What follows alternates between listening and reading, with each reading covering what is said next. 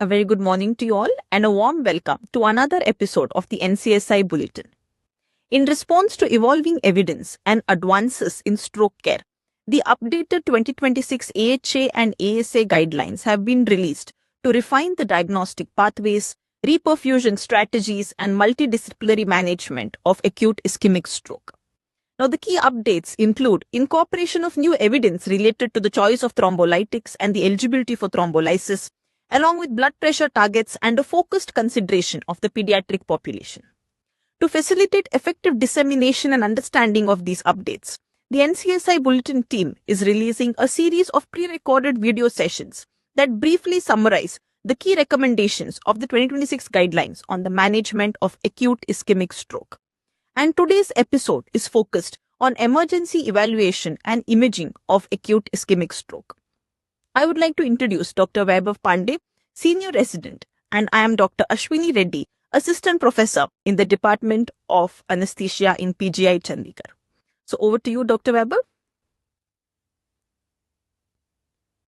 Thank you, ma'am, for the kind introduction. Good morning, everyone. Now coming to the recommendations for assessment of stroke using stroke scales. So there is a class 1 recommendation for the patients with suspected acute ischemic stroke, the use of a stroke severity rating scale, preferably the National Institute of Health stroke scale, which is recommended for measuring the clinical deficits at the baseline and after reperfusion therapy. Now the NIHSS is a well-established standardized scale that can be accurately performed by a very broad spectrum of healthcare professionals. It can be used to reliably quantify the degree of neurological deficit, help identify patients who are eligible for thrombolysis, and it also allows an objective measurement of changing clinical status. However, the current guidelines also acknowledge key gaps and the limitations of this scale, especially in the evaluation of posterior circulation stroke, its low overall inter-rater reliability, and the left brain bias. We also have the modified NIHSS scale and the pediatric NIHSS scale, which need more studies for validation.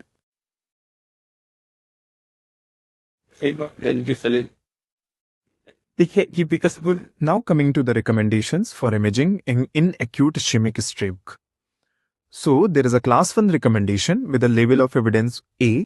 In the patients with suspected acute ischemic stroke, emergent brain imaging with non-contrast CT or MRI is recommended on initial evaluation to assess ischemic burden by using, for an example, Alberta Stroke Program Early CT score, which is aspects, and exclude intracranial hemorrhage before initiating reperfusion therapy. Now, in most patients, the diagnosis of ischemic stroke can be made accurately on the basis of clinical presentation and a negative non-contrast CT or a non-contrast CT showing early ischemic changes. MRI has been found to be as accurate as non-contrast CT in detecting hyperacute intraparenchymal hemorrhage, especially when gradient echo sequences were used.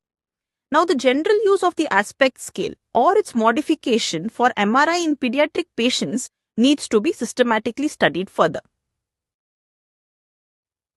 So there is another class 1 recommendation following the previous one. So in hospitals, protocols based on the process improvement initiatives should be established so that imaging can be performed rapidly to facilitate reperfusion. Now, the benefit of either IVT or EVT is time dependent, with earlier treatment times leading to greater benefits. Studies have shown that a median door-to imaging time of less than 20 minutes can be achieved in various different hospital settings. Even those hospitals which use MRI as the initial imaging modality should strive to achieve a similar door-to imaging time of less than 25 minutes. So another class 1 recommendation in patients of acute ischemic stroke and large vessel occlusion, emergent vascular imaging with contrast enhancement with CT angio or CT perfusion should not be delayed to obtain serum creatinine. It has been found that the overall rate of acute kidney injury and hemodialysis in patients undergoing CT angio or CT perfusion was 3% and 0.07% respectively. Now, non-randomized evidence also suggests that CT angio or CT perfusion are not associated with statistically significant increases in the risk of AKI, even among those with known chronic kidney disease.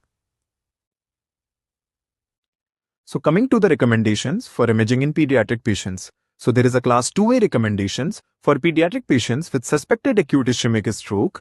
Emergent brain and vascular imaging with MRI or MR-angio of the cervical and intracranial vessels is reasonable to identify the patients with a large vessel occlusion and to differentiate arterial ischemic stroke from hemorrhagic stroke or stroke mimics.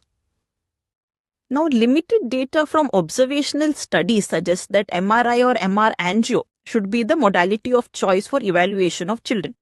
Because although MRI may lead to slightly longer delay of diagnosis, it is more reliable in differentiating ischemic stroke from stroke mimics. And moreover, it does not rely on ionizing radiation, the two most common concerns among pediatric patients. There is another recommendation, which is of class 2A, that in pediatric patients, emergent brain and vascular imaging with CT or CT angio is reasonable if MRI or MR angio is not available immediately. For example, within 25 minutes to identify large vessel occlusion. Now, to mitigate the risk of radiation, CT or CT angio must also follow pediatric-specific dose reduction strategies. So, this focused consideration of the pediatric population is new to the 2026 guidelines. Now coming to another recommendations for extended window imaging. So there is a class 2A recommendations for the patients of acute ischemic stroke with a known time of onset of symptom lasting for more than 4.5 hours from last known normal, but are otherwise eligible for thrombolysis. In these patients, MRI diffusion-weighted imaging flare mismatch selection can be used to determine eligibility for extended window intravascular thrombolysis. So another class 2A recommendation follows this. In patients of acute ischemic stroke with a known time of onset of symptoms 4.5 to 24 hours from last known normal, CT perfusion or MRI DWI PWI with automated post-processing software analysis can be used to determine eligibility for extended window intravascular thrombolysis. Now, several RCTs have studied the efficacy of IVT in this extended R time window using perfusion-based selection with either MR DWI, PWI or predominantly CTP. Now, this helps us estimate the ischemic core versus the salvageable ischemic penumbra volumes as defined by these automated post-processing software analysis, which gives us a mismatch ratio, mismatch volume, and also ischemic core volume. Now coming to another recommendation for evaluation for endovascular thrombectomy. There is a class 1A recommendation in the patients who are suspected of acute ischemic stroke and large vessel occlusion presenting within 24 hours of the last known normal. Emergent brain and vascular imaging CT or CT angio or MRI or MR angio of the cervical and intracranial vessels should be performed as rapidly as possible. Now, in addition, the CT angio or the MR angio imaging of the cervical vasculature was extensively used in these trials for interventional planning as well. For example, to guide vascular access, the aortic arch or great vessel anatomy, to guide catheters and thrombectomy device selection, and along with recognition of tandem pathologies like, carotid stenosis, occlusions, etc. So, there is another recommendation of class 2A and the patients who are of suspected acute ischemic stroke with large vessel occlusion presenting within 6 to 24 hours of the last known normal, adjunctive CT perfusion or MRI with DWI flare mismatch or MRI DWI PWI with automated post-processing software analysis can be useful in the evaluation for EVT.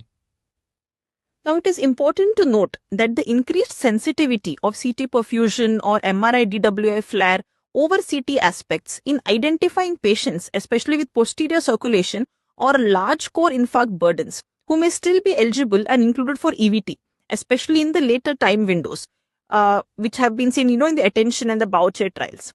In fact, the majority of the large core thrombectomy RCTs used some form of adjunctive tissue imaging selection in addition to the aspects as a part of their imaging inclusion criteria.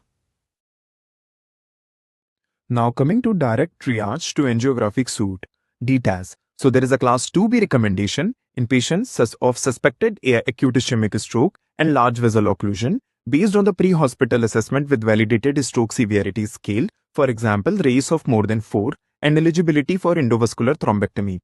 So DTAS for flat panel head CT can be considered to reduce time to intervention and improve functional outcome. It is followed by another class 2B recommendation in emergently transferred patients with suspected acute ischemic stroke due to large vessel occlusion based on the clinical assessment or imaging and who are eligible for endovascular thrombectomy. DTAS may be considered without repeat brain imaging unless there is a clinical change or there is a transfer delay on arrival to thrombectomy center. Now, compared to the conventional workflow, the DTAS group experienced significantly faster workflow. For example, the door-to-groin puncture, the door-to-reperfusion, and there were higher rates of good outcome. However, only one single-center RCT and several non-randomized studies provide the data supporting the DTAS without additional imaging or triage in the emergency department. Finally, coming to the recommendations for other diagnostic tests. So there is a class 1 recommendation for the patients of suspected stroke. A baseline echocardiographic assessment is recommended, but should not delay the initiation of intravascular thrombolysis or endovascular thrombectomy. There is another class 1 recommendation for the similar patient that the baseline troponin assessment is recommended, but should not delay the initiation of IVT or EVT. Now, these relevant diagnostic tests, including the baseline ECG or testing of serum troponins, may aid in one, the prognosis, and second, the identification of the causative factors of stroke. However, given the time-sensitive nature of reperfusion therapies, acquiring these investigations should not delay the initiation of IVT or EVT. So with that, we have reached the end of our episode. Thank you all for your patient listening and stay tuned for the next episode, which will cover general supportive care and early management in acute ischemic stroke. Thank you.